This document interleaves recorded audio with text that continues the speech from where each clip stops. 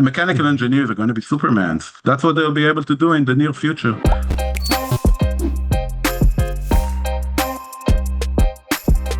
Let's say on a broad sense, I would categorize it in a two-vector space. One is low risk and high risk. Low risk operations, meaning that the risk of error is low. That will be automated really fast. And there is a high risk if you are a surgeon or if you're in some kind of medical profession. In that sense, risk is high.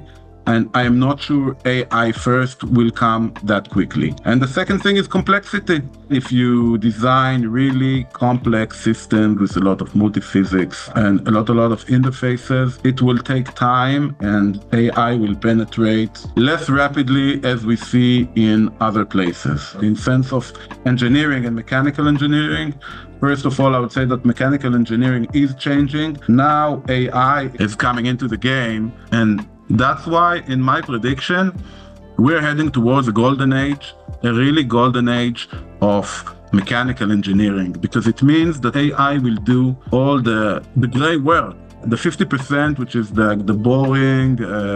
tedious work. It's all the tedious work, and AI is going to free us from that. Mechanical engineers are going to be Supermans.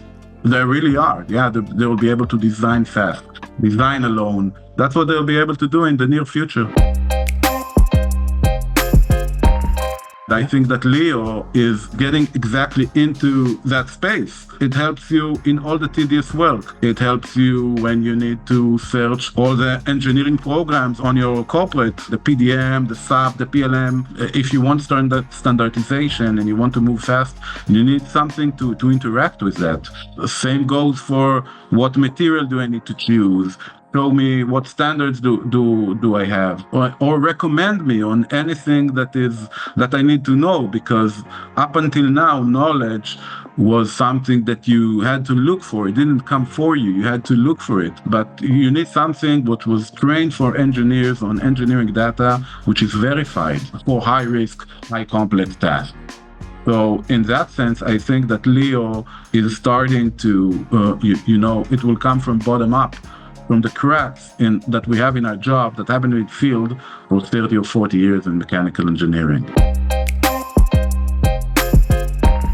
Well, first of all, on a broad sense, I would say it saves time and it reduces errors. Anybody who's worked in engineering knows that every milestone is 10x when you pay for the error.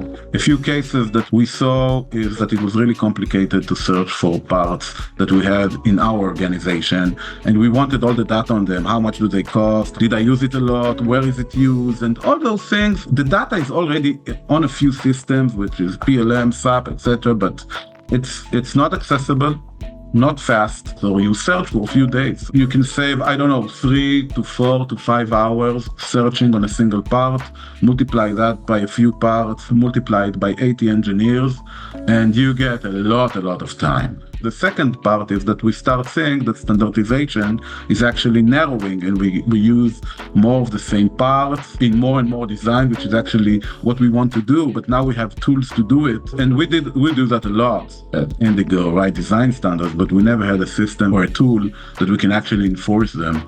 And we also start to see it helping where you need basic simulations. We start to see save time there, and that's actually a thing that would not have happened. We would not have made that verification. It's not only a time save, it's reducing the risk, because we would not have done it. We would just have gone to the next phase without doing that simulation, meaning we would go in with higher risk. Sometimes risk materializes, sometimes not. But again, when you have a lot of people working on a lot of tasks, risks always find a way to materialize.